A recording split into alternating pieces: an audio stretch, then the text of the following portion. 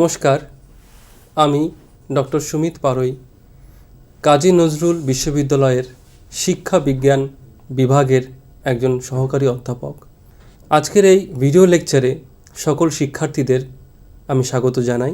এই ভিডিও লেকচারটি এক ভারত শ্রেষ্ঠ ভারত প্রজেক্টের একটি অংশ, যা গুজরাট সরকারের আর্থিক সহায়তায় IITE অর্থাৎ Indian institute of teacher education Gandhinagar দ্বারা পরিচালিত। আজকে আমার আলোচ্য বিষয়বস্তু হল হিউম্যান গ্রোথ অ্যান্ড ডেভেলপমেন্ট, মানব বৃদ্ধি ও বিকাশ। হিউম্যান গ্রোথ অ্যান্ড ডেভেলপমেন্ট, মানব বৃদ্ধি ও বিকাশ। আমরা জানি যে শিক্ষা প্রক্রিয়ার তিনটি প্রধান স্তম্ভ রয়েছে। একটি হলো শিক্ষক, দ্বিতীয় শিক্ষার্থী এবং তৃতীয় পাঠ্যক্রম বা পরিবেশ। এই তিনটি স্তম্ভের মধ্যে কোনো একটি স্তম্ভ যদি উপস্থিত না থাকে তাহলে কিন্তু শিক্ষা প্রক্রিয়াটা সাকসেসফুল হবে না।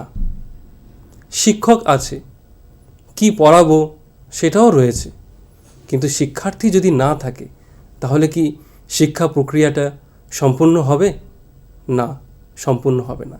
তাই শিক্ষা প্রক্রিয়ার ক্ষেত্রে শিক্ষার্থীর গুরুত্ব অপরিসীম এবং আমাদের পাঠ্যক্রম এবং টিচিং লার্নিং এই বিষয়গুলি যদি শিক্ষার্থীর গ্রোথ এবং ডেভেলপমেন্ট অনুযায়ী যদি আমরা তৈরি করি তাহলে আমাদের শিক্ষা ব্যবস্থার উন্নতি ঘটতে বাধ্য। তাই একটি শিক্ষার্থী গ্রোথ এবং ডেভেলপমেন্ট, বৃদ্ধি এবং বিকাশ, আমাদের দেহের পরিবর্তন দুরকমভাবে হতে পারে। একটি পরিমাণগত এবং আরেকটি হলো গুণগত। যখন আমাদের দেহের পরিমাণগত পরিবর্তন ঘটে তখন আমরা সেটাকে বলে থাকি বৃদ্ধি, আর যখন গুণগত পরিবর্তন ঘটে তখন আমরা সেটাকে বলে থাকি বিকাশ। ফর এক্সাম্পল, আমাদের মাথার যে দৈর্ঘ্য বা ব্রেনের যে দৈর্ঘ্য, ওজন, ব্রেনের যে আয়তন এবং ওজন, সেটা কিন্তু বৃদ্ধির মধ্যে পড়ে। আর এই ব্রেন দিয়ে আমরা কি কি কাজ করতে পারছি, কতটা কঠিন সমস্যার সমাধান করতে পারছি বা নতুন নতুন জিনিস শিখতে পারছি কিনা, এই ক্ষমতার বৃদ্ধিকে আমরা বলে থাকি বিকাশ। অর্থাৎ দেহের পরিমাণগত পরিবর্তনকে আমরা বলে থাকি বৃদ্ধি এবং দেহের গুণগত পরিবর্তনকে আমরা বলে থাকি ডেভেলপমেন্ট বা বিকাশ। তো সেই কারণে আজকে যেহেতু আমরা দেখলাম যে শিক্ষাক্ষেত্রে হিউম্যান গ্রোথ এবং ডেভেলপমেন্ট কতটা ইম্পর্টেন্ট, সেই কারণেই আমরা এই টপিকের মধ্যে কয়েকটা বিষয় আলোচনা করে নেব। সেইগুলি হলো স্টেজেস অফ হিউম্যান ডেভেলপমেন্ট, তারপরে কগনিটিভ ডেভেলপমেন্ট বা প্রজ্ঞামূলক বিকাশ, এই বিষয়টি আমরা দেখে নেব। তার মধ্যে neuroscientific view of brain, Piaget's cognitive development theory, Vygotsky's socio cultural view, এই বিষয়গুলো আমরা আলোচনা করে নেব। এবং কগনিটিভ ডেভেলপমেন্টের পাশাপাশি আমরা মরাল ডেভেলপমেন্ট, যেটা কোহলবার্গস থিওরি অফ মরাল ডেভেলপমেন্ট, এইটা আমরা দেখে নেব। এবং পাশাপাশি আমরা সাইকোসোশ্যাল ডেভেলপমেন্ট, যেটি এরিকসনের যে থিওরি রয়েছে সেই থিওরিটাও আমরা দেখে নেব।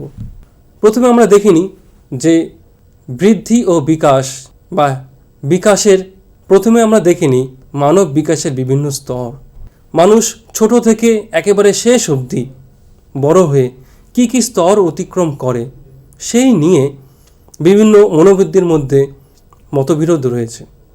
আর্নেস্ট জন্স একরকম বলেছেন, রুসো আর এক রকম বলেছেন, এলিজাবেথ হারলক আর এক রকম বলেছেন, পিকুনাস আর এক রকম বলেছেন, রেইবন আর এক রকম বলেছেন। তো বিভিন্ন সাইকোলজিস্টরা তারা হিউম্যান ডেভেলপমেন্ট নিয়ে বিভিন্ন রকম মতবাদ বা বিভিন্ন রকম স্টেজে তারা বিভক্ত করেছেন। এবং সেই সমস্ত স্টেজগুলোকে যদি আমরা সামারাইজ করি তাহলে আমরা এরকম একটা টেবিল আমরা দেখতে পারবো, যেখানে শিশু যখন গর্ভে থাকে প্রায় 280 দিন, এই সময়টা আমরা বলে থাকি প্রিনাটাল স্টেজ বা প্রাক জন্ম স্তর। এবং ভূমিষ্ঠ হওয়ার পর থেকে 2 বছর অবধি শিশুর এই সময়টাকে আমরা বলে থাকি শৈশবকাল, ইনফেন্সি। এবং অনেকে এটাকে ইনফ্যান্সি এবং বেবিহুড দুটো আলাদা আলাদা করে, কিন্তু এখানে আমরা একইভাবে আলোচনা করব।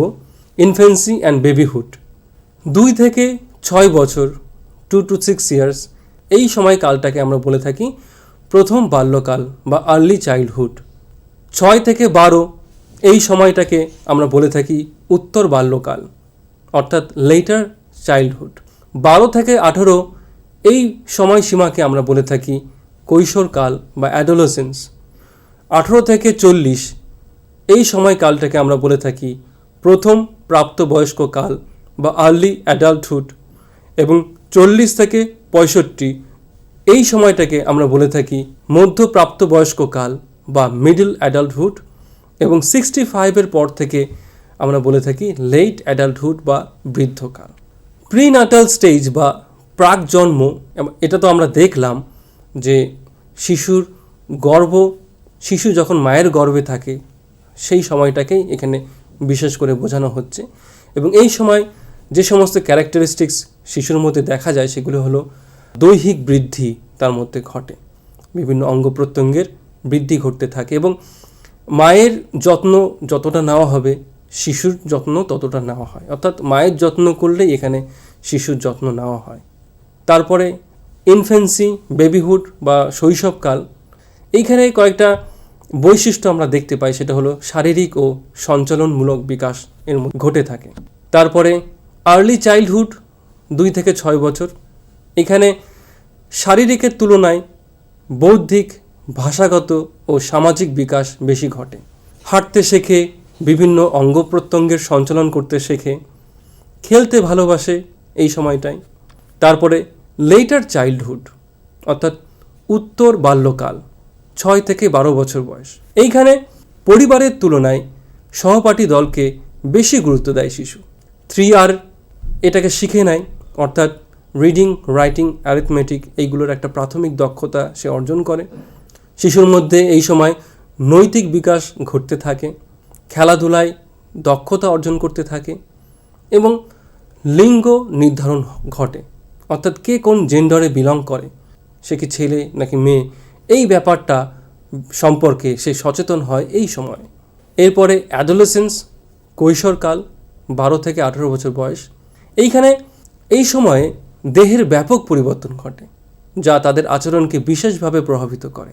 দেহের উচ্চতা বৃদ্ধি পায়, গলার স্বর পরিবর্তন হয়, জনন হরমোনের ক্ষরণ হয় এবং পেশি শক্তির বৃদ্ধি ঘটে। তারপরে আর্লি অ্যাডাল্টহুড, প্রথম প্রাপ্তবয়স্ক কাল, 18 থেকে 40, এখানে ব্যক্তি কর্মক্ষেত্রে যুক্ত থাকে এবং বিভিন্ন পদমর্যাদা লাভ করে, কর্মক্ষেত্রে অভিযোজন করে, বিবাহ ও পারিবারিক সম্পর্কের মধ্যে ঢোকে, সন্তান লালন পালন করা এবং সংসারের দায়িত্ব পালন করা এই সমস্ত বিষয়গুলো তাকে করতে হয় এই সময়টায়। এবং এরপরে মিডল অ্যাডাল্টহুড বা মধ্যপ্রাপ্তবয়স্ক কাল, এটা আসছে 40 থেকে 65 বছর বয়স, যেখানে কর্মজীবনে কৃতিত্ব বা সাফল্যের সময় এখানে আসে। বার্ধক্যের জন্য সে তৈরি হতে শুরু করে, অন্তর্দর্শন বা ইন্ট্রোস্পেকশন, লাইফ সম্পর্কে সে বিভিন্ন চিন্তাভাবনা করতে থাকে এবং অনেকের মধ্যে মিডল এজ ক্রাইসিসও দেখা যায়। লেট অ্যাডাল্টহুড বা বৃদ্ধকাল, এটা 65-এর পরে শুরু হয় এবং এই সময়টাতে শারীরিক শক্তির অবক্ষয় শুরু হতে থাকে এবং সে অন্যের প্রতি নির্ভরশীল হয়ে থাকে পুরোপুরিভাবে।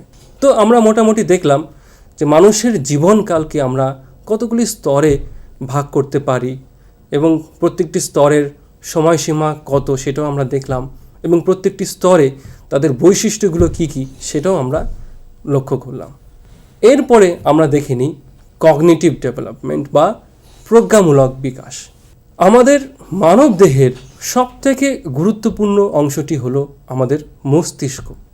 মস্তিষ্কের সেরেবেলুম অংশটি আমাদের বিভিন্ন অঙ্গ প্রত্যঙ্গ সঞ্চালনকে পরিচালনা করে, যেমন একেবারে সহজ কাজ হাঁটা বা হাত দিয়ে ভাত খাওয়া বা কঠিন কাজ যেরকম নাচ করা ইত্যাদি শিখনে বা লার্নিংয়ে এই অংশটি সাহায্য করে থাকে। অর্থাৎ আমরা যত কাজই করি না কেন মানসিক বা শারীরিক, আমাদের মস্তিষ্ক একটা ভীষণ বড় ভূমিকা পালন করে। মস্তিষ্কের হিপোক্যাম্পাস নামক অংশটি আবার আমাদের স্মৃতিতে বিভিন্ন তথ্য সঞ্চয় করে রাখতে সাহায্য করে বা স্মৃতির উদ্ঘাটন ঘটাতেও সাহায্য করে।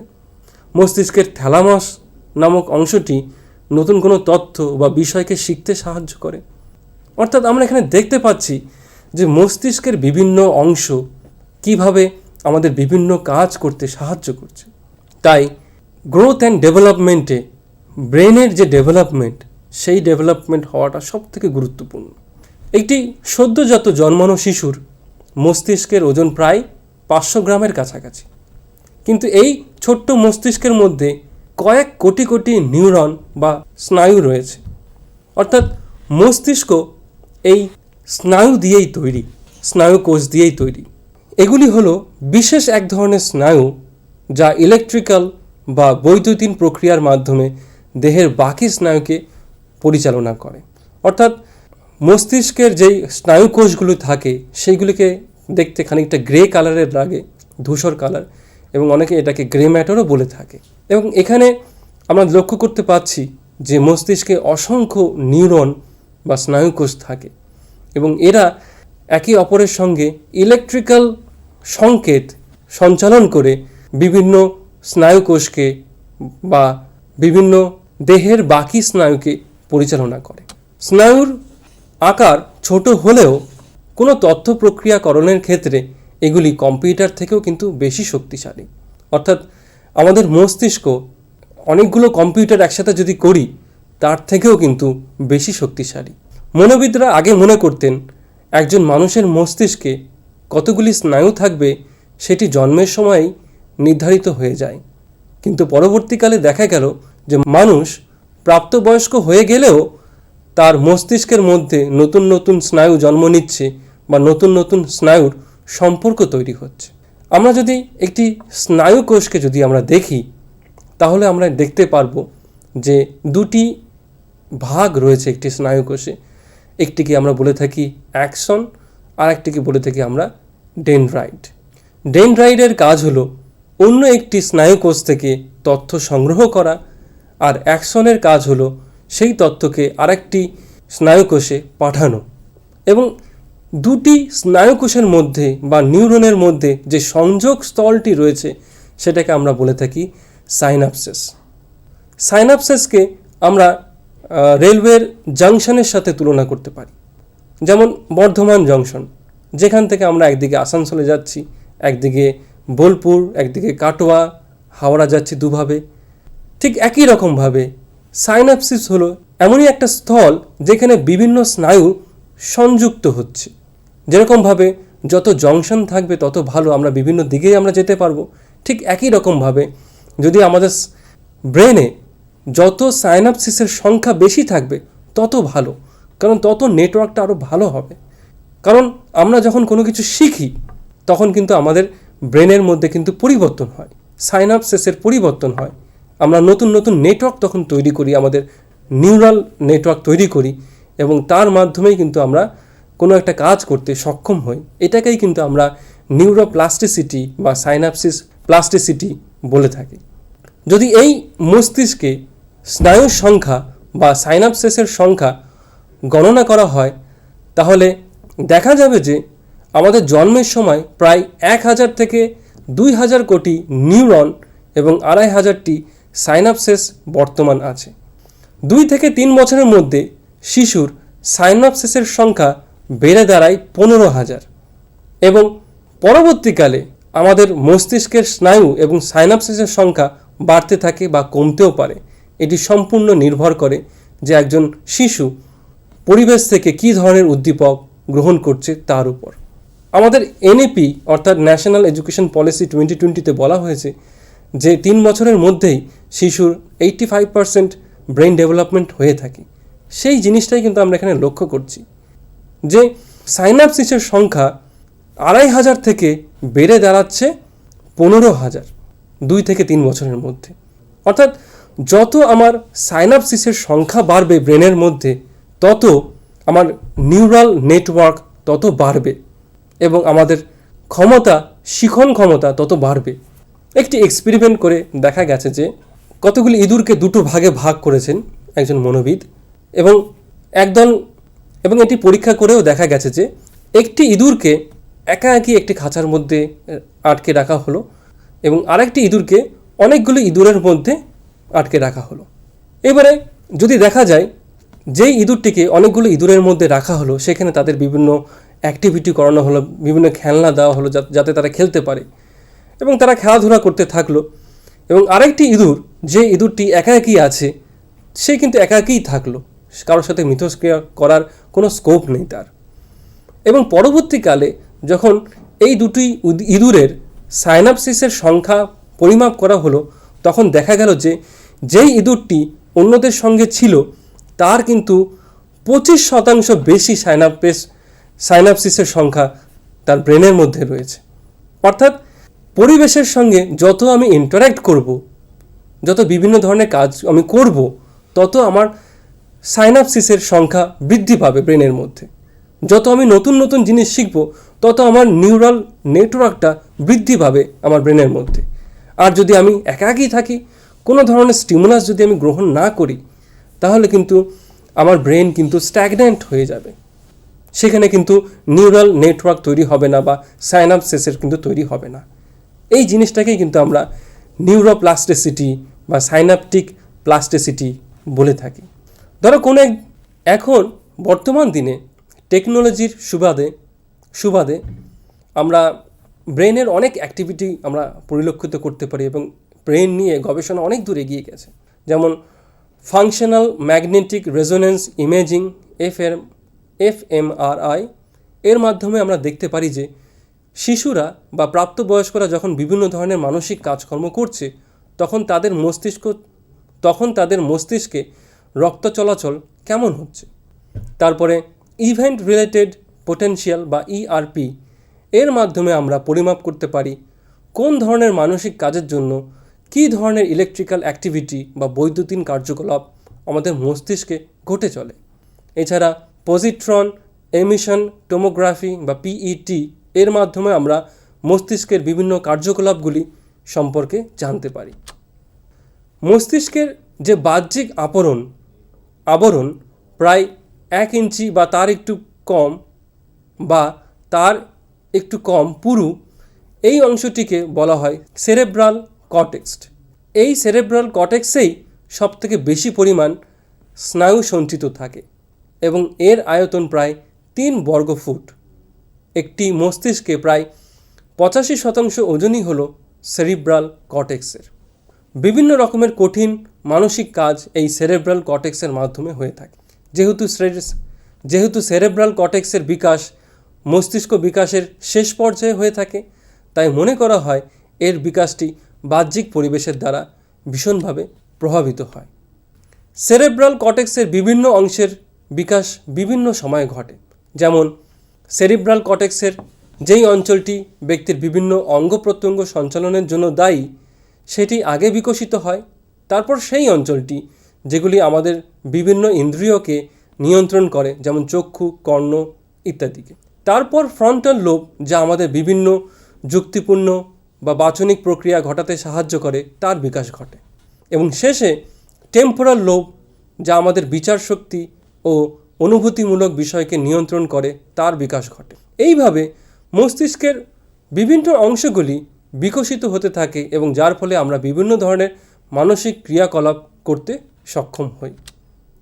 মস্তিষ্কের 2টি খণ্ড আছে আমরা জানি, একটি হলো বাম খণ্ড বা লেফট হেমিস্ফিয়ার, আরেকটি হলো ডান খণ্ড বা রাইট হেমিস্ফিয়ার। মস্তিষ্কের বাম খণ্ডটি দেহের ডান অংশের সঙ্গে যুক্ত, আর মস্তিষ্কের ডান খণ্ডটি দেহের বাম অংশের সঙ্গে যুক্ত। মস্তিষ্কের বাঁ দিকের খণ্ডটি আমাদের বাচনিক বা ভাষাগত ক্রিয়াকলাপ নিয়ন্ত্রণ করে, আর ডান খণ্ডটি অবাচনিক ক্রিয়াকলাপ নিয়ন্ত্রণ করে। যদি কোনো মানুষের ডান খণ্ডে স্ট্রোক হয় ব্রেনের, তাহলে তার দেহের বাঁ দিকের অংশটি পঙ্গু হয়ে যায়। আবার কোনো মানুষের যদি মস্তিষ্কের বাঁ দিকের কোনো ব্যক্তির যদি মস্তিষ্কের বাম খণ্ডে স্ট্রোক হয়, তাহলে তার দেহের ডান খণ্ডটি পঙ্গু হয়ে যায়। ঠিক একই রকমভাবে যদি মস্তিষ্কের ডান খণ্ডে তার স্ট্রোক হয় তাহলে দেহের বাম খণ্ডটি পঙ্গু হয়ে যায়। যেহেতু আমাদের পরিবেশ, সংস্কৃতি ও সামাজিক মিথস্ক্রিয়া আমাদের মস্তিষ্কের বিকাশকে ভীষণভাবে প্রভাবিত করে, তাই মস্তিষ্ক বিকাশের ক্ষেত্রে শিক্ষা বা নির্দেশনা ভীষণভাবে গুরুত্বপূর্ণ। KW ফিশার 2009 সালে তার বিবৃতিতে একটি ঘটনা উল্লেখ করেছিলেন। একটি শিশুর মৃগী রোগ থাকার জন্য তার ডান খণ্ডটি, তার ব্রেনের, তার মস্তিষ্কের ডান খণ্ডটি অস্ত্রোপচার করে, অপারেশন করে বাদ দেওয়া হয় এবং ডাক্তার তার মা বাবাকে বলে যে আপনার সন্তান কোনোদিনও অবাচনিক বিষয়গুলোকে এবং ডাক্তার ওই ছেলেটির মা বাবাকে বলে যে আপনার ছেলে কোনোদিন অবাচনিক ক্রিয়াকলাপ করতে পারবে না। কিন্তু পরবর্তীকালে কনস্ট্যান্ট টিচিং এবং সাহায্যের মাধ্যমে দেখা গেছে যে ওই সন্তান একটি শিল্পীতে পরিণত হয়েছে, খুব ভালো একজন আর্টিস্টে পরিণত হয়েছে। আরেকটি বিবৃতিতে তিনি বলছেন যে একটি ছেলের তার কিছু কারণ থাকার জন্য মস্তিষ্কের বাম খণ্ডটি বাদ দেওয়া হয় অপারেশন করে, এবং সেক্ষেত্রেও তার মা বাবাকে বলা হয়েছিল যে আপনার ছেলে কোনোদিনও পড়াশোনা করতে পারবে না বা বাচনিক কাজগুলো করতে পারবে না। কিন্তু মা বাবার শিক্ষকের সাপোর্টের মাধ্যমে দেখা গেছে যে সেই ছেলেটি সে স্কুলের পড়াশোনা কমপ্লিট করে ভালোভাবে সে কলেজে ভর্তি হয়েছিল। অতএব আমরা এখান থেকে দেখতে পাচ্ছি যে পরিবেশ বা শিক্ষা বা মা বাবার সহায়তা কিভাবে কাজে লাগতে পারে একটি শিশুর বিকাশের ক্ষেত্রে। যদিও আমাদের কোনো একটি ব্রেনের অংশ অকেজো হয়ে গেলেও বাকি অংশগুলো কিন্তু আমাদের কোনো একটা কাজ করতে সক্ষম হয়, কোনো একটি কাজ করতে সাহায্য করে। আমরা স্টিফেন হকিংসের উদাহরণও দেখতে পাই যে তার অনেক প্রতিবন্ধকতা ছিল, সে কথা বলতে পারতেন না, কিন্তু তবুও মহাকাশ সম্পর্কে অনেক গবেষণা তিনি করেছেন এবং অনেক রহস্য তিনি খোলাসা করেছিলেন। যেহেতু তাই মস্তিষ্কের বিকাশে শিক্ষা বা পরিবেশের গুরুত্ব অপরিসীম। দ্বিতীয়, যেহেতু মস্তিষ্কের বিভিন্ন অংশ বিভিন্ন মানসিক কাজের সঙ্গে যুক্ত থাকে, তাই একজন শিক্ষক যখন পাঠ দান করবেন তখন সেটা যেন বিভিন্ন পদ্ধতিতে হয়ে থাকে, বিভিন্ন ইন্দ্রিয়কে যেন উদ্দীপ্ত করতে পারে। যেমন কোনো পাঠ দান করার সময় লিখিত বিষয়বস্তু ছাড়াও ছবি ব্যবহার করা যেতে পারে। তৃতীয়, মস্তিষ্কের বিকাশ ঘটতে সময় লাগে এবং সেই জন্য শিক্ষককে প্রথমে ছাত্রছাত্রীদের প্রতি ধৈর্যশীল হতে হবে। আমাদের মস্তিষ্ক কোনো বিষয়বস্তুর অর্থ বা মানে খুঁজতে চায়, তাই শিক্ষক যখন পাঠদান করবেন তখন সেই বিষয়বস্তু যেন ছাত্রছাত্রীদের পূর্ব জ্ঞানের সাথে সম্পর্কিত হয় এবং সেটা যেন একটা মিনিংফুল যেন হয়, যাতে শিক্ষার্থী বুঝতে পারে। এবং শিক্ষককে গল্পের আকারে পাঠদান করা উচিত, কারণ মস্তিষ্কের বিভিন্ন অঞ্চল যেগুলি আমাদের স্মৃতি, আবেগ, বিশ্বাস ইত্যাদি, এইগুলোকে আমরা গল্পের মাধ্যমে কিন্তু প্রভাবিত করি। যদি একজন শিক্ষক গল্পের মাধ্যমে বা স্টোরি টেলিংয়ের মাধ্যমে যদি পড়ায়, তাহলে সেখানে আবেগ, বিশ্বাস, জ্ঞান, স্মৃতি সমস্ত কিছুই সে প্রয়োগ করছে, সমস্ত কিছু উপাদান বা এলিমেন্ট সেখানে রয়েছে এবং মস্তিষ্কের বিভিন্ন অঞ্চলকে উদ্দীপিত করছে। তো এটা একটা ভালো টেকনিক যেটা আমরা শিক্ষাক্ষেত্রে ব্যবহার করতে পারি। এবং পাঠদান করার সময় শিক্ষককে সমস্যা সমাধান বা প্রবলেম সলভিং বা অনুসন্ধান বা ইনকোয়ারি পদ্ধতিকে বেশি গুরুত্ব দেওয়া উচিত। কারণ একজন শিশু সে যত প্রবলেম সলভিং করবে তার ব্রেনের মধ্যে তত বেশি সাইনাপসিসের তৈরি হবে, তার ব্রেনের মধ্যে তত বেশি নিউরাল নেটওয়ার্ক তৈরি হবে। ফর এক্সাম্পল, ধরো কোনো একজন শিক্ষার্থী, সে হয়তো এক্সেলে কাজ করতে জানে না, কিন্তু তাকে করতে হচ্ছে কাজ। প্রথম দিকে হয়তো কঠিন লাগলেও পরবর্তীকালে কিন্তু কাজটা সহজ হয়ে যায় তার কাছে, কারণ আস্তে আস্তে প্র্যাকটিস করতে করতে সে নতুন নতুন সাইনাপসিসের সৃষ্টি করে, নতুন নতুন নিউরাল নেটওয়ার্কের সৃষ্টি করে এবং এইভাবে ও একটি কাজ করতে সক্ষম হয়। তাই আমরা এখানে দেখলাম যে মস্তিষ্কের বিকাশ ঘটাটা কতটা ইম্পর্টেন্ট, কতটা জরুরি। কারণ মস্তিষ্কের মাধ্যমেই কিন্তু আমরা বিভিন্ন কার্যকলাপ করে থাকি এবং এখানে কোন কোন বিষয়, পরিবেশ এবং একজন ব্যক্তির চেষ্টা, এই সমস্ত কিছুই কিন্তু ব্যক্তির বিকাশে কিন্তু সাহায্য করছে। এরপরে আমরা জ্ঞানমূলক বিকাশের বা প্রজ্ঞামূলক বিকাশের একটি গুরুত্বপূর্ণ তত্ত্ব আলোচনা করব, যেটি পিয়াজে নামক একজন মনোবিদ দিয়েছিলেন। পিয়াজে দীর্ঘদিন ধরে অ্যালফ্রেড বিনের ল্যাবরেটরিতে ইন্টেলিজেন্স নিয়ে গবেষণা করার অভিজ্ঞতা পেয়েছিলেন এবং বাচ্চারা কেন বিভিন্ন প্রশ্নের বিভিন্ন মজার মজার উত্তর দেয় এই নিয়ে তিনি খুবই ভাবতেন। ফর এক্সাম্পল, যদি কোনো একটি বাচ্চাকে জিজ্ঞেস করা হয়, তুমি কি বাঙালি? সে বলবে হ্যাঁ বাঙালি। এবং তাকে যদি বলা হয় তারপরে যে তুমি কি ভারতীয়, তখন বলবে যে না, আমি ভারতীয় না, কারণ আমি অলরেডি বাঙালি। তো এরকম ধরনের বিভিন্ন মজার মজার উত্তর পিয়াজেকে ভাবিয়ে তুলেছে যে কেন বাচ্চারা এরকমভাবে কথা বলে বা ওদের ব্রেনের মধ্যে কী ধরনের প্রসেস চলে যখন তারা এইরকম ধরনের কথা বলে, বা কিভাবে তাদের মধ্যে কগনিটিভ ডেভেলপমেন্ট হয়, সেই নিয়ে তিনি বিভিন্ন গবেষণা করেছিলেন। তিনি বলেছিলেন, প্রজ্ঞামূলক বিকাশ মানেই নতুন নতুন তথ্যকে বা আইডিয়াকে স্মৃতিতে জমিয়ে রাখা তা শুধু নয়, বরং নতুন নতুন তথ্য বা ধারণা জানার ক্ষেত্রে কি কি ধরনের মানসিক প্রক্রিয়া একটি শিশুর মধ্যে চলে তার বিকাশকেও তিনি বুঝিয়েছিলেন। এবং সেক্ষেত্রে পিয়াজে যেটা লক্ষ্য করেছিলেন সেটি হলো, শিশুদের চিন্তাভাবনার মধ্যে সাধারণত দু ধরনের প্রবণতা লক্ষ্য করা যায়। একটি হলো অর্গানাইজেশনের একটি প্রবণতা বা সাংগঠনিকরণের প্রবণতা, এবং দ্বিতীয়টি হলো অ্যাডাপ্টেশন বা অভিযোজনের একটি প্রবণতা। এই দুটি প্রবণতাই কিন্তু সহজাত। পিয়াজে যেটা লক্ষ্য করেছিলেন যে অর্গানাইজেশন হোক না কেন বা অ্যাডাপ্টেশন হোক না কেন, এই দুটি প্রক্রিয়া বা প্রবণতা সহজাত। প্রথমে আমরা অর্গানাইজেশন ব্যাপারটা নিয়ে আলোচনা করি। অর্গানাইজেশন বা সাংগঠনিকরণ কথার অর্থ হলো বিভিন্ন বিষয় বা বস্তুকে তাদের চারিত্রিক বৈশিষ্ট্য অনুযায়ী সাজানো। অর্থাৎ শিশুরা যখন নতুন কোনো কিছু শেখে, কোনো কিছু জানে বা কোনো কিছু করে, সেটি শারীরিক বা মানসিক কাজ দুই হতে পারে, তখন সে প্রত্যেকটি কাজের জন্য সেই সংক্রান্ত প্রয়োজনীয় সাইকোলজিক্যাল স্ট্রাকচার বা মনস্তাত্ত্বিক পরিকাঠামোগুলি তার মস্তিষ্কে সংগঠন করতে থাকে। অর্থাৎ কোনো একটি শিশু সে যদি হাঁটতে পারছে, তার মানে হাঁটার জন্য যেই সাইকোলজিক্যাল স্ট্রাকচার তার দরকার সেটি সে সংগ্রহ করতে পেরেছে, সেই জন্যই সে হাঁটতে পারছে। অর্থাৎ আজকে আমি যে কাজ করতে পারছি, কারণ সেই সংক্রান্ত সাইকোলজিক্যাল স্ট্রাকচার বা মনস্তাত্ত্বিক পরিকাঠামো আমি সংগ্রহ করতে পেরেছি, আমি সংগঠন করতে পেরেছি আমার মধ্যে।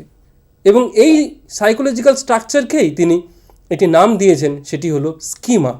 পিয়াজে মনে করেন প্রত্যেকটি কাজের জন্য মনস্তাত্ত্বিক পরিকাঠামো সংগঠন করার এই যে প্রবণতা, সেটি হলো সম্পূর্ণভাবে জন্মগত।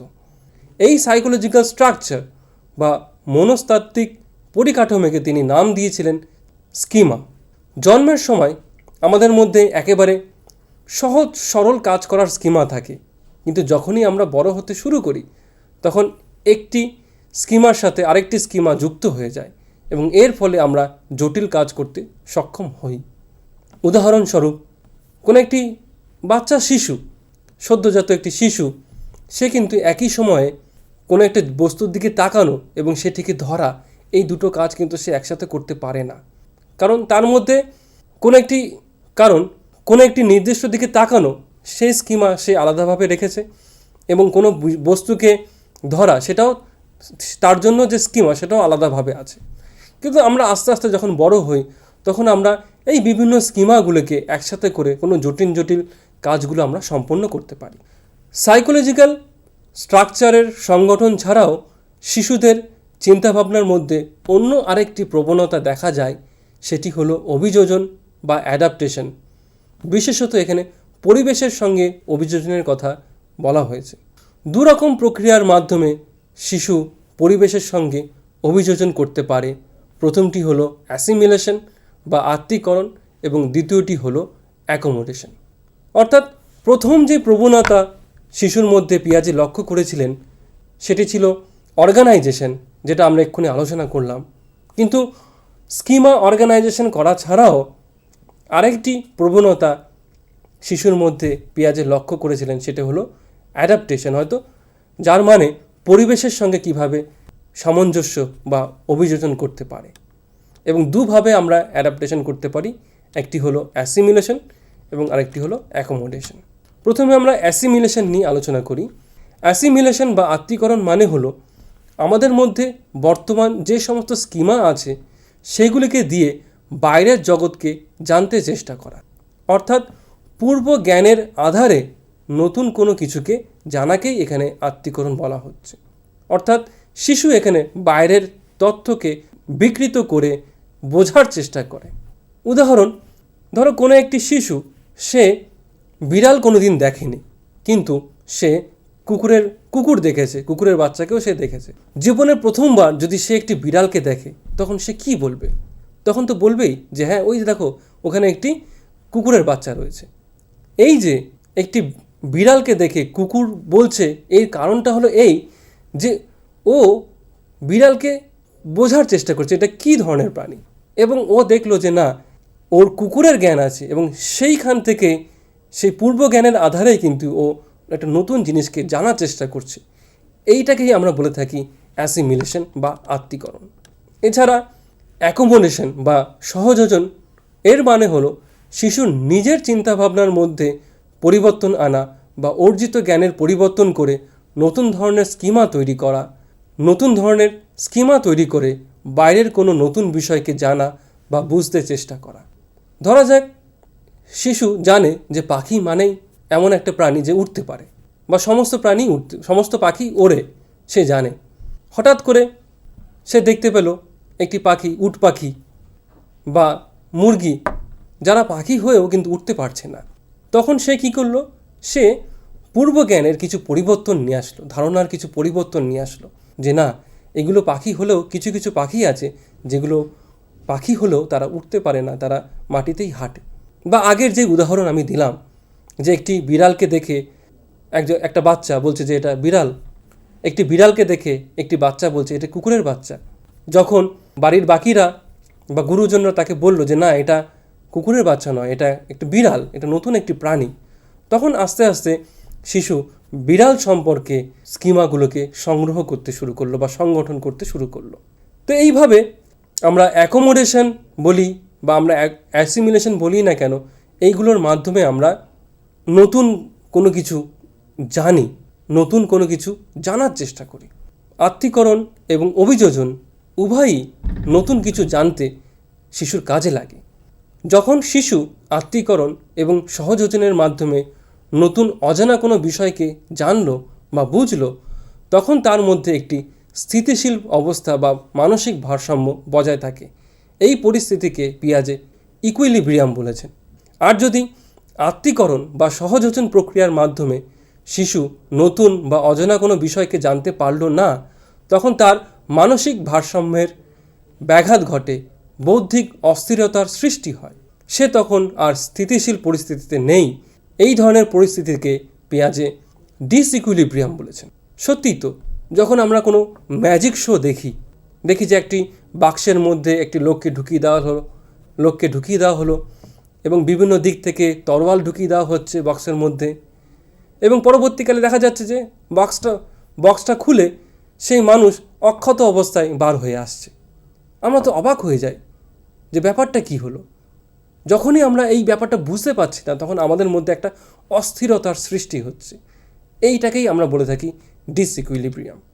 তো কী প্রক্রিয়া একটি শিশুর মধ্যে চলে, এটা ছাড়াও পিয়াজে তার গবেষণার মাধ্যমে প্রজ্ঞামূলক বিকাশের বিভিন্ন স্তর তিনি দিয়েছিলেন। তিনি 4টে স্তরের কথা বলেছিলেন। প্রথমটি সেন্সরি মোটর স্টেজ বা সংবেদন সঞ্চালকমূলক স্তর, যেটা 0 থেকে 1.5 বছর বা 2 বছর অবধি বিস্তৃত। দ্বিতীয় স্তরটি হলো প্রি অপারেশনাল স্টেজ বা প্রাক সক্রিয়তার স্তর, 2 থেকে 7 বছর। তারপরে কংক্রিট অপারেশনাল স্টেজ বা মূর্ত সক্রিয়তার স্তর, যেটি কিনা 7 বছর থেকে 11 বছর, এবং শেষে ফর্মাল অপারেশনাল স্টেজ বা যৌক্তিক সক্রিয়তার স্তর, যেটি 11 বছর থেকে 18 বছর অবধি বিস্তৃত। তো পিয়াজে মানুষের প্রজ্ঞামূলক বিকাশকে 4টি স্তরে বিভক্ত করেছিলেন। এবারে এক একটি স্তর আমরা আলোচনা করে নিই।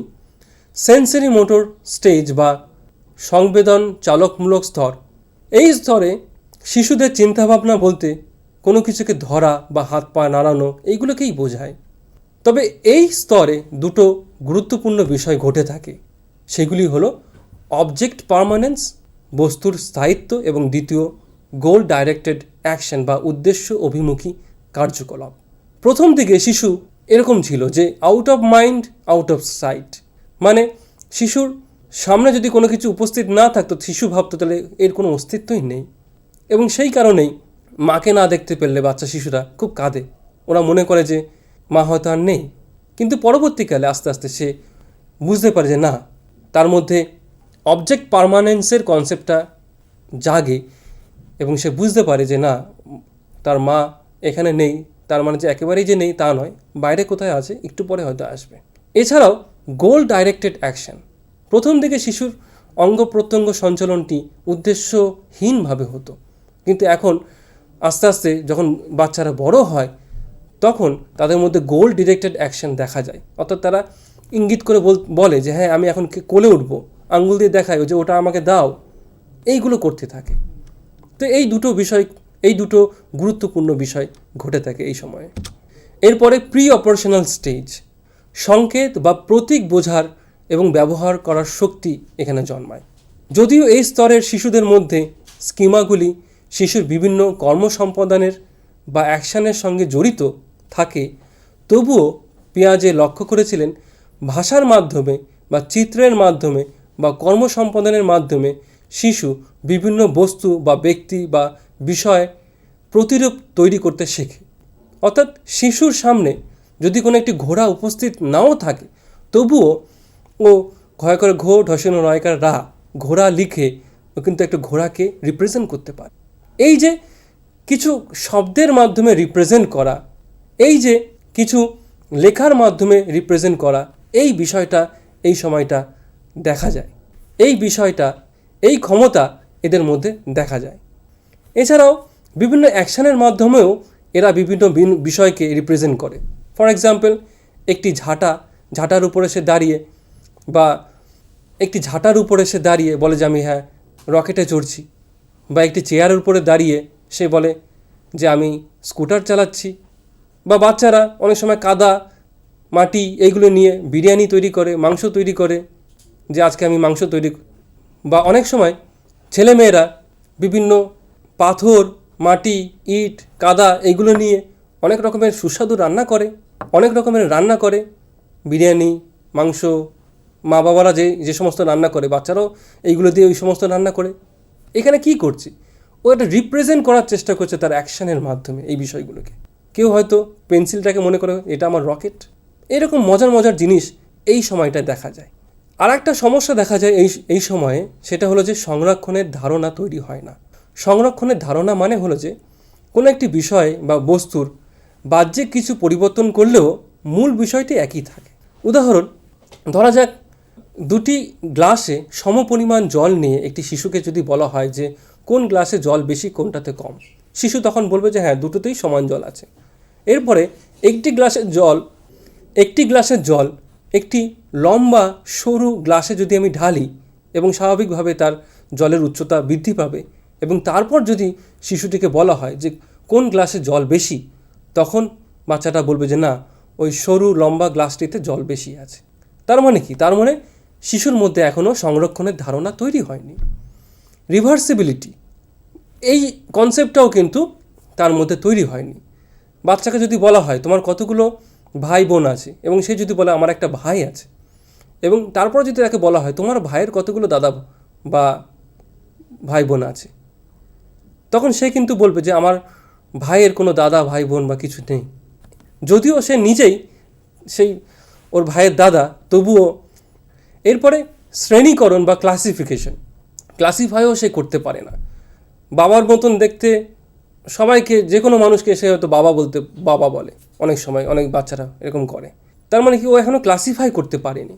তারপরে আত্মকেন্দ্রিকতা বা ইগোসেন্ট্রিজম, এই বিষয়টাও এই ধরনের বাচ্চাদের মধ্যে দেখা যায়, এবং অনেকে মনে করে এটা হয়তো তার মধ্যে কোনো অহংকার হয়তো হয়েছে, কিন্তু এটা আমরা ভুল ভাবি। বাচ্চার মধ্যে সে সময় কিন্তু কোনো অহংকার থাকে না, যার জন্য সে ইগোসেন্ট্রিক হয়ে যায়। বাচ্চার মধ্যে যেই সমস্যাটা হয় সেটা হলো যে সে অন্যর পার্সপেক্টিভে কোনো কিছু বুঝতে পারে না। অন্যদের যে ফিলিং আলাদা আছে, অন্যরা যে আলাদা, এটা তারা বুঝতে পারে না। সেই কারণেই একজন বাচ্চা, সে যদি কুকুরের ভয় পায়, অন্য বাচ্চাকেও সে বলে সাবধান করে সবসময় যে এই ওখানে কুকুর আছে, যাবে না। বা ধরো খেলতে খেলতে তার বন্ধুর চোট লাগলো, তখন বন্ধুর মাকে না নিয়ে এসে সে নিজের মাকে এসে বলবে যে দেখো ওর কি হয়ে গেছে, একটু সাহায্য করো। তো এই বিষয়টা আমরা এখানে দেখতে পাই। এবারে প্রি অপারেশনাল স্টেজে পরিবার বা বিদ্যালয়ের কয়েকটা ভূমিকা লক্ষ্য করি আমরা। সেটা হলো, বাচ্চাদের খেলা করার জন্য বিভিন্ন ধরনের বস্তু বা খেলনা তাদেরকে দিতে হবে প্রথমত। দ্বিতীয়, পড়াশোনার অনুশীলনগুলি যেন খুব সহজ এবং ছোট ছোট হয়। তৃতীয়, কোনো বিষয় অন্যদের দৃষ্টিকোণ থেকে দেখানোর চেষ্টা করতে হবে। উদাহরণ, একবার ভালোভাবে দেখো তোমার দিদির কেমন দুঃখ লেগেছিল তুমি যখন ওর খেলনাটা ভেঙেছিলে। এরকম ধরনের অ্যাক্টিভিটি বা বিষয়গুলো করানো যেতে পারে। আর পরে নেক্সট, তাত্ত্বিক জ্ঞানের থেকে ব্যবহারিক অনুশীলনগুলি বেশি করাতে হবে। বিভিন্ন অভিজ্ঞতা দিতে হবে, যেমন চিড়িয়াখানা নিয়ে যাওয়া, পার্কে নিয়ে যাওয়া, থিয়েটারে নিয়ে যাওয়া ইত্যাদি। এরপরে কংক্রিট অপারেশনাল স্টেজ, যেটি এই স্টেজে শিশুর মধ্যে খুব যৌক্তিক চিন্তাভাবনার বিকাশ ঘটে। সে যুক্তি তর্ক দিয়ে চিন্তাভাবনা করতে পারে। এবং প্রি অপারেশনাল স্টেজে যে সমস্ত বৌদ্ধিক সমস্যাগুলো আমরা দেখছিলাম, যে রিভার্সিবিলিটি, ক্লাসিফিকেশন, তারপরে কনজারভেশনের যে সমস্যাগুলি, এগুলো মিটে যায় এই স্তরে। এবং হাইপোথিসিস গঠন করতে পারে না এই স্তরের ছেলেমেয়েরা, কারণ এখনও ছেলেমেয়েদের চিন্তাভাবনা কিন্তু, এই বয়সেও ছেলেমেয়েদের চিন্তাভাবনা কিন্তু মূর্ত বিষয় নিয়ে, মূর্ত বিষয় সংক্রান্ত। তারা বিমূর্ত বিষয়কে চিন্তাভাবনা করতে পারে না। যদি ছেলে মেয়েদেরকে জিজ্ঞাসা করা হয় যে মানুষের যদি ঘুম না পেতো তাহলে কী হতো, মানুষের যদি 4টে চোখ থাকতো তাহলে কী হতো, তখন এরা বলবে যে মানুষ তো ঘুমায়, মানুষের তো 2টো চোখ। অতএব এরা হাইপোথিসিস বা অ্যাবস্ট্রাক্ট থিঙ্কিং বেশি একটা করতে পারে না এই সময়। এবং কংক্রিট অপারেশনাল স্টেজে পরিবারের বা বিদ্যালয়ের কয়েকটা ভূমিকা হলো, যে কঠিন কিছু বিষয়বস্তু বা ধারণা শেখানোর জন্য বিভিন্ন মূর্ত বিষয়, যেমন চার্ট, ডায়াগ্রাম, হায়ারার্কি টেবিল ব্যবহার করা উচিত। বিভিন্ন বস্তুর সঙ্গে এক্সপেরিমেন্ট করার সুযোগ দেওয়া, ছোট ছোট গল্প বা বিষয়বস্তুকে বা ছোট ছোট টপিককে সুসজ্জিতভাবে সাজিয়ে তাদের সামনে উপস্থাপন করা। পাঠদানের সময় জানা থেকে অজানা বিষয়বস্তুতে যাওয়ার নীতি প্রয়োগ করা, ছোট ছোট অংশে বিশ্লেষণ বা বিভিন্ন শ্রেণীতে বিভক্ত করার অনুশীলনী দেওয়া, সমাজের বা বিশ্বের বিভিন্ন সমস্যাগুলিকে নিয়ে আলোচনা করা ইত্যাদি। এরপরে ফর্মাল অপারেশনাল স্টেজ। এই স্টেজে ছেলেমেয়েদের মধ্যে কিন্তু বিমূর্ত চিন্তন করতে একটা সক্ষমতা দেখা যায়, তারা বিমূর্ত চিন্তন করতে পারে। এবং এই সময় যেহেতু ওরা একটা বয়সন্ধিকালের মধ্যে দিয়ে যায়, 11 থেকে 18 বছরের মধ্যে, তাই এদের একটা অ্যাডোলেসেন্ট ইগোসেন্ট্রিজম দেখা যায়। এখানেও একই ব্যাপার, যে এই ইগোসেন্ট্রিজম মানে যে তাদের অহংকার হয়ে গেছে তাও কিন্তু নয়। তাদের মধ্যে একটা সমস্যা দেখা যায়, যে যেহেতু বয়সন্ধিকাল, সেহেতু এরা নিজেদের মধ্যে এত দেহের পরিবর্তন ঘটে, নিজেদের সম্পর্কে যারা এতটা সচেতন হয়ে ওঠে, বাকিরা বাইরে যে তারা কি আচরণ করছে বা তারা কি বলছে সেই সম্পর্কে তাদের কোনো ধ্যানই থাকে না। সেই কারণে অনেকে এদেরকে অহংকারী বলে থাকে, কিন্তু অ্যাকচুয়ালি সেটা নয়। এবং এছাড়াও এরা সবসময় মনে করে যে বাইরের লোক তাকে সবসময় দেখছে, একটা কাল্পনিক দর্শক তাকে সবসময় অবজার্ভ করছে। এবং সেই কারণে ক্লাসরুমে যদি প্রশ্ন করি, ছেলেমেয়েরা উত্তর দিতে চায় না, কারণ উত্তর দিলে হয়তো কেউ ধরে উত্তর দিতে যায়, উত্তর দিতে গিয়ে তারা মনে করে যে হ্যাঁ, আমার উত্তরটা শুনে হয়তো সবাই বাকিরা হাসবে, হয়তো এটা খারাপ হয়েছে, বা আমি হয়তো উত্তরটা দিতে পারবো না ভালো করে।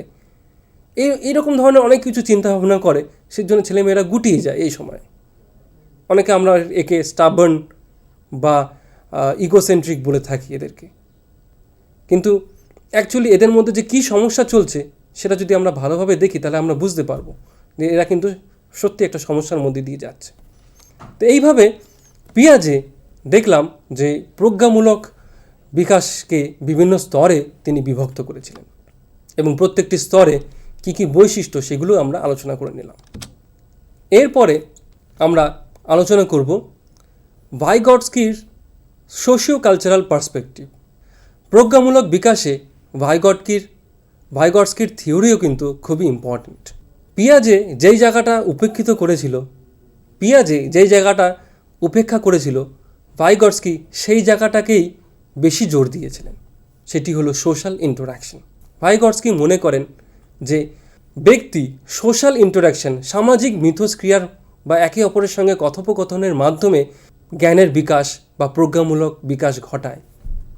এবং কার সাথে মিথস্ক্রিয়া করা দরকার না, তিনি বলছেন মোর নলেজেবল আদার্স, অর্থাৎ একজন ব্যক্তি যার অভিজ্ঞতা একটু বেশি, যার জ্ঞান একটু বেশি, তার সঙ্গে যদি আমরা মিথস্ক্রিয়া করি তাহলে আমাদের কগনিটিভ ডেভেলপমেন্টটা আরও ভালো হবে।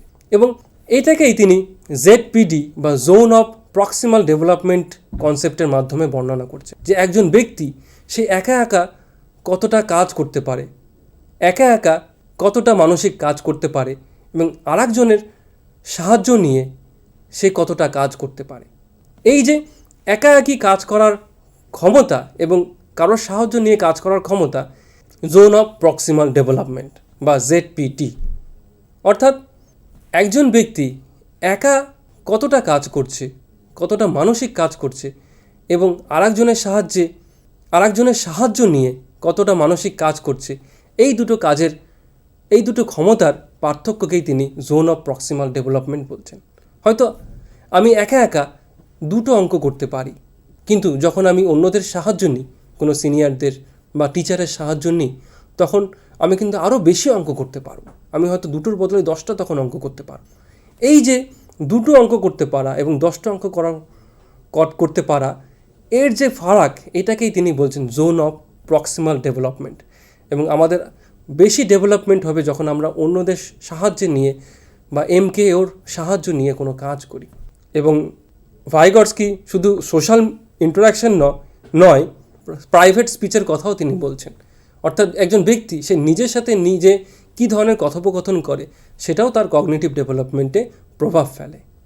এবং এছাড়া কালচারাল টুল এবং টেকনিক্যাল টুল এবং সাইকোলজিক্যাল টুল, ভাষা, বিভিন্ন টেকনোলজি, মোবাইল, ইন্টারনেট, এইগুলোও কিন্তু আমাদের কগনিটিভ ডেভেলপমেন্টে ভীষণ প্রভাব ফেলে।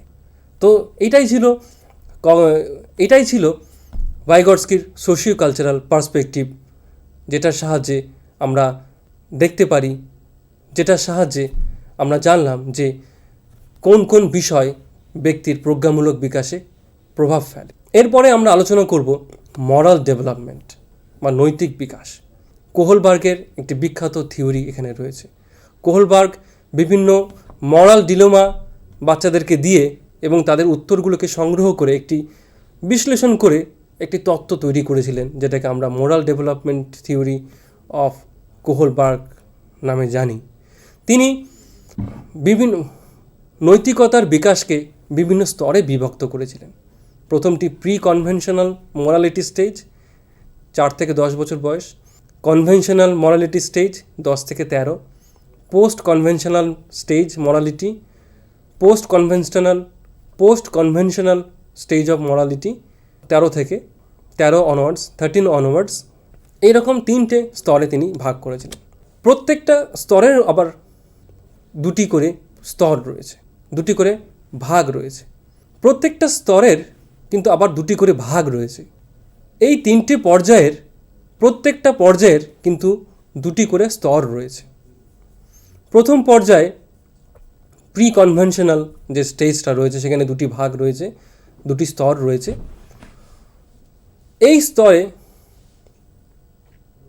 এই পর্যায়ে ব্যক্তির নৈতিকতা ডিপেন্ড করে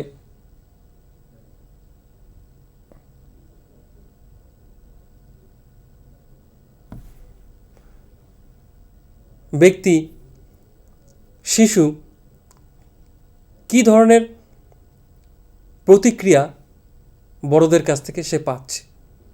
প্রথম স্তর, শাস্তি বা বাধ্যতা। শাস্তি এড়ানোর জন্য শিশুর অন্যের বাধ্য হয় শাস্তি এড়ানোর জন্য শিশু অন্যের বাধ্য হয় এবং নিয়মনীতি অনুসরণ করে চলে। উদাহরণ, বই পড়ার সময় বাচ্চারা যদি টিভি দেখতে শুরু করে তখন তারা মা বাবার কাছ থেকে বকা খায় এবং শাস্তি পায়। তাই পরের দিন থেকে সে টিভি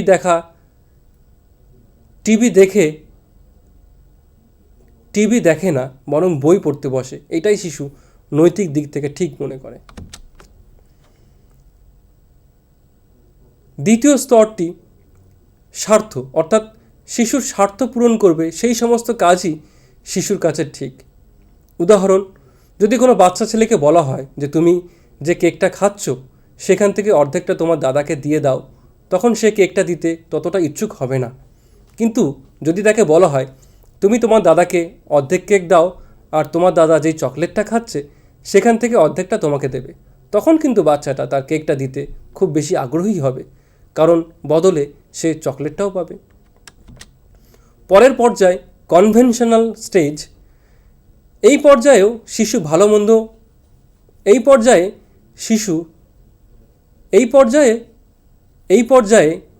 শিশুর ভালো মন্দ বিচার ক্ষমতা নির্ভর করে গুরুজনদের পছন্দ বা অপছন্দের উপরে বা সমাজের রীতিনীতি আইন কানুনের উপরে।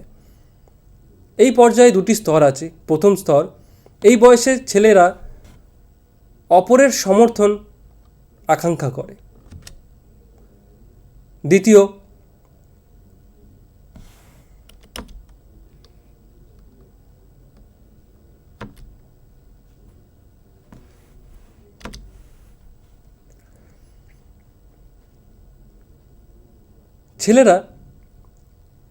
ছেলেরা এমন কোনো কাজ করবে না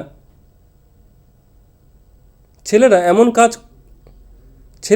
এমন কোনো কাজ করতে ইচ্ছুক নয় যেখানে বাইরে থেকে তাকে সমর্থন দেওয়া হচ্ছে না।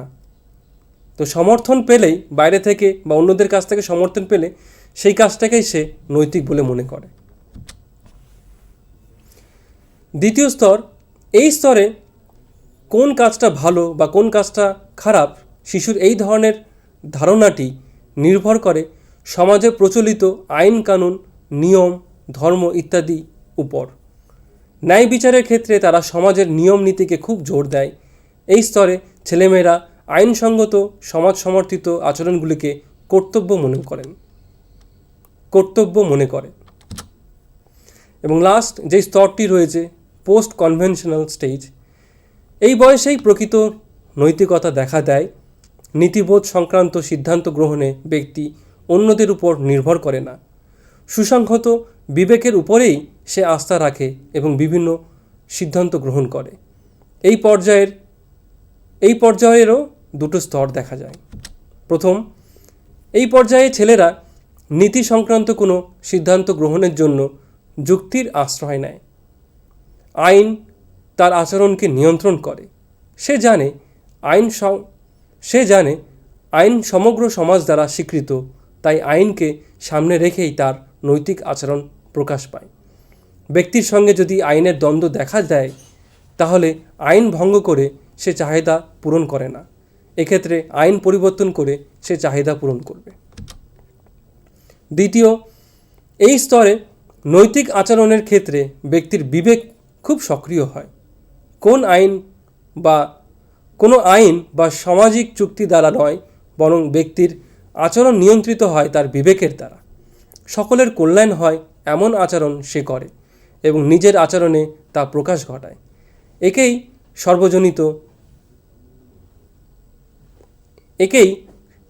সর্বজনীন নীতি বলে।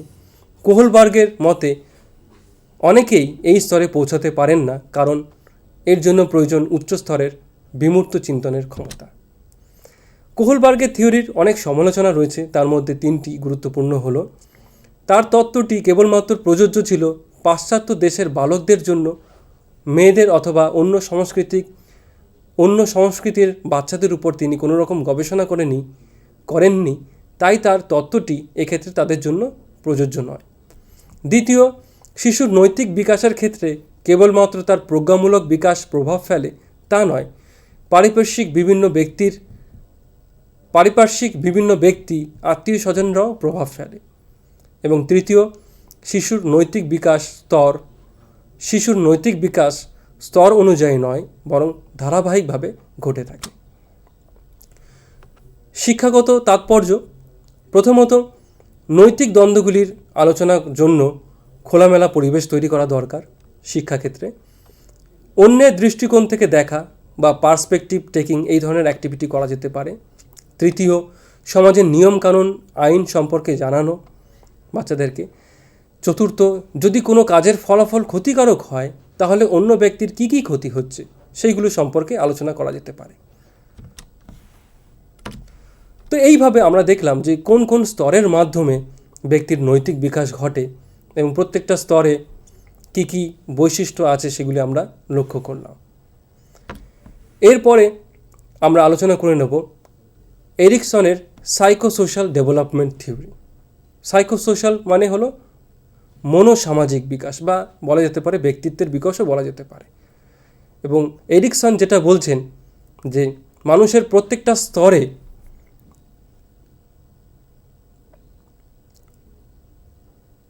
মানুষের জীবনকে 8টি স্তরে তিনি বিভক্ত করেছিলেন এবং প্রত্যেকটি স্তরে মানুষ কিছু না কিছু সংকটের মধ্যে দিয়ে যায়, কিছু না কিছু ক্রাইসিসের মধ্যে দিয়ে যায়, এবং কিভাবে সে একটি ক্রাইসিসকে ম্যানেজ করছে তার উপরে ডিপেন্ড করবে তার ব্যক্তিত্বের কীভাবে বিকাশ হবে বা তার কীভাবে সাইকোসোশ্যাল ডেভেলপমেন্ট ঘটবে।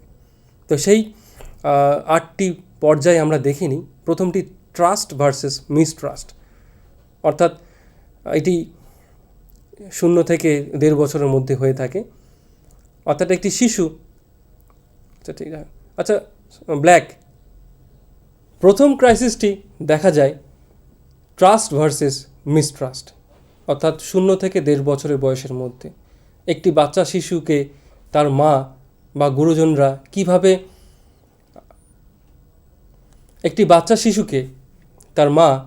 এবং গুরুজনরা কিভাবে যত্ন নিচ্ছে তার উপরে ডিপেন্ড করে যে সেই ব্যক্তির মধ্যে ট্রাস্ট বা মিসট্রাস্ট থাকবে কিনা। ব্ল্যাক, প্রথম ট্রাস্ট ভার্সেস মিসট্রাস্ট, 0 থেকে 1.5 বছর। আমরা বুঝতেই পারছি এই সময়টায় শিশু কমপ্লিটলি মায়ের উপরে বা কেয়ারটেকারের উপর ডিপেন্ড করে থাকে, এবং মা বা কেয়ারটেকার কীভাবে তার যত্ন নিচ্ছে তার উপরে ডিপেন্ড করে যে একজন ব্যক্তি, বা তার উপরে ডিপেন্ড করে শিশুটির মধ্যে ট্রাস্ট জন্মাবে নাকি মিসট্রাস্ট এই ধরনের হয়ে উঠবে সে। দ্বিতীয়, autonomy versus shame or doubt, 1.5 বছর থেকে 3 বছর। এই সময়টা আমরা দেখি যে বাচ্চারা হাঁটতে শুরু করে, তাদের অঙ্গ প্রত্যঙ্গ সঞ্চালন করতে শেখে, এবং এখানে তারা একা একা হাঁটতে চায় এবং একা একা অনেক কিছু করতে চায়। কিন্তু আমরা যদি তাকে বাধা দিই তাহলে তার মধ্যে একটি ডাউট বা শেম এই ধরনের ফিলিং তার মধ্যে জন্মাবে। আর যদি তাকে আমরা একাকী অনেক কিছু কাজ করতে দিই তাহলে তার মধ্যে একটা অটোনমি বা স্বাধীনতার একটা ফিলিং তার মধ্যে থাকবে। 3 নম্বর, ইনিশিয়েটিভ ভার্সেস গিল্ট, অর্থাৎ উদ্যোগ বনাম অপরাধী। ইনিশিয়েটিভ ভার্সেস গিল্ট, 3 থেকে 6 বছর বয়স। এই ধরনের শিশুদের আমরা দেখেছি তারা প্রচণ্ড প্রশ্ন জিজ্ঞাসা করে, অনেক কিছু প্রশ্ন জিজ্ঞাসা করে, এবং আমরা যদি তাকে থামিয়ে দিই, বকা দিই যে প্রশ্ন করো না, বিরক্ত করো না, তাহলে তার মধ্যে একটি গিল্টের সৃষ্টি হয়। এবং যদি আমরা তার প্রশ্নের উত্তর দিই এবং তাকেই যদি আমরা বলি যে তোমরা তোমার প্রশ্নের উত্তর খোঁজো, তাহলে তার মধ্যে একটা ইনিশিয়েটিভ বা উদ্যোগ নেওয়ার একটা প্রবণতা থাকবে তার ব্যক্তিত্বের মধ্যে। এবং চতুর্থ, ইন্ডাস্ট্রি ভার্সেস ইনফিরিয়রিটি, 6 থেকে 12, এটা স্কুলেই বেশিরভাগ কাটায়। তো এই সময়ে শিশু ভালো মতন পড়াশোনা করতে চায়, এবং যদি টিচারের কাছ থেকে যদি সে সবসময় বা যদি টিচার তাকে যদি অন্যর সাথে সবসময় কম্পেয়ার করতে থাকে, বা মা বাবা যদি অন্য শিশুর সঙ্গে তার সন্তানকে যদি কম্পেয়ার করতে থাকে সবসময়, তাহলে হীনমন্যতা বোধ বা ইনফিরিয়রিটি ফিলিং একটা তার মধ্যে আসবে। আর যদি কম্পেয়ার না করে তাকে যদি সবসময় এনকারেজ করা হয় তাহলে তার মধ্যে একটা ইন্ডাস্ট্রি বা উদ্যম একটা মনোভাব তার মধ্যে সৃষ্টি হবে। পঞ্চম, আইডেন্টিটি ভার্সেস রোল কনফিউশন, 12 থেকে 19 বছর বয়স। আমরা দেখতেই পাচ্ছি এটা একেবারে অ্যাডোলেসেন্ট সময়। সেখানে ব্যক্তি সে তার জীবনের লক্ষ্যটা কী, তার কাজটা কী, তার ভূমিকা কী, এইগুলো নিয়েই চিন্তাভাবনা করে এবং এইগুলো যদি সঠিক উত্তর সে পায় তাহলে তার মধ্যে পরিচিতি বা আইডেন্টিটি এই ফিলিংটা থাকে, এবং যদি উত্তরগুলো যদি সে না পায় তাহলে তার মধ্যে একটা কনফিউশন তৈরি হয়। 6 নম্বর, ইন্টিমেসি ভার্সেস আইসোলেশন, 20 থেকে 45 বছর। এই সময়টা একজন কোনো সঙ্গী দরকার হয়, সঙ্গী হতে পারে বা কোনো বন্ধু হতে পারে যার সাথে ভালোভাবে মেশা যেতে পারে, এবং সেইটা যদি কারো যদি অভাব থাকে তখন তার মধ্যে একটা আইসোলেশনের সৃষ্টি হয়, এবং কেউ যদি সেটা পায় তখন তার মধ্যে ইন্টিমেসির একটা ফিলিং তৈরি হয়। তো এই দুটোকেই ব্যালেন্স রাখা উচিত একজন ব্যক্তির, যাতে তার ব্যক্তিত্ব ভালোভাবে তৈরি হতে পারে। তারপরে জেনারেটিভিটি ভার্সেস স্ট্যাগনেশন, 45 থেকে 65 বছর বয়স। এটা কাজের মধ্যে দিয়ে যায়, একদম কাজের চরম শিখাতে বা কর্মস্থলের কাজের মধ্যে সে সবসময় ব্যস্ত থাকে, এবং সে যদি তার কাজের মাধ্যমে নতুন কিছু সৃষ্টি করতে পারছে তাহলে তার মধ্যে জেনারেটিভিটি বজায় থাকে, নতুবা তার মধ্যে একটা স্ট্যাগনেশন দেখা দেয়। শেষে ইগো ইন্টিগ্রিটি ভার্সেস ডিসপেয়ার, 65 বছরের ঊর্ধ্বে। অর্থাৎ এই সময় ব্যক্তি সে তার জীবনের পুরনো দিনগুলোকে সে মনে করে, সে একবার জীবনে পেছনে তাকিয়ে দেখে যে সমস্ত স্টেজগুলিতে সে ঠিক মতন ব্যালেন্স মেনটেন করে এগিয়ে গেছে নাকি এগিয়ে যেতে পারেনি। যদি তার পূর্ববর্তী সমস্ত ক্রাইসিসগুলোকে সে সাফল্যের সঙ্গে সমাধান করেছে বা ব্যালেন্স করেছে তাহলে তার মধ্যে ইগো ইন্টিগ্রিটি থাকবে, নতুবা তার মধ্যে একটি ডিসপেয়ার বা হতাশা থাকবে। তো এইভাবে এরিকসন তিনি সাইকোসোশ্যাল ডেভেলপমেন্ট সম্পর্কে 8টি স্তরের কথা বলেছিলেন, এবং প্রত্যেকটি স্তরে বিভিন্ন ক্রাইসিসের কথা তিনি বলেছিলেন, এবং একজন ব্যক্তির জন্য এটা খুবই ইম্পর্টেন্ট যে সে এই ক্রাইসিসটা কীভাবে ব্যালেন্স করে এই ক্রাইসিসটাকে ব্যালেন্সডভাবে সমাধান করছে। আজকের এই আলোচনায় আমরা তাহলে দেখলাম যে বৃদ্ধি এবং বিকাশ এই টপিকটা কতটা ইম্পর্টেন্ট আমাদের শিক্ষা ক্ষেত্রে, এবং বৃদ্ধি ও বিকাশ এই দুটোর পার্থক্য কী, মানব জীবনের বিকাশের বিভিন্ন স্তরগুলি সম্পর্কে আমরা আলোচনা করলাম। আমরা দেখলাম যে ব্রেনের ডেভেলপমেন্টটা কতটা ইম্পর্টেন্ট, এবং তারপর আমরা পিয়াজের তত্ত্ব আমরা দেখলাম, ভাইগটস্কির তত্ত্ব আমরা দেখলাম, মোরাল ডেভেলপমেন্ট কিভাবে হয় আমরা সেটাও দেখলাম, এবং সাইকোসোশ্যাল ডেভেলপমেন্টও আমরা আলোচনা করে নিয়েছি। আশা করি এই আলোচনা থেকে সবাই উপকৃত হয়েছ, এবং তোমরা আশা করি এই আলোচনাটি সবার ভালো লেগেছে এবং এখান থেকে তোমরা উপকৃত হবে। Thank you. আশা করি আজকের ভিডিও লেকচারটি সবার ভালো লেগেছে এবং এটির দ্বারা তোমরা উপকৃত হবে। এই প্রজেক্টে অংশগ্রহণ করে আমি খুবই গর্বিত, এবং আমাকে সুযোগ দেওয়ার জন্য IITE কে আমি অসংখ্য ধন্যবাদ জানাই। Thank you.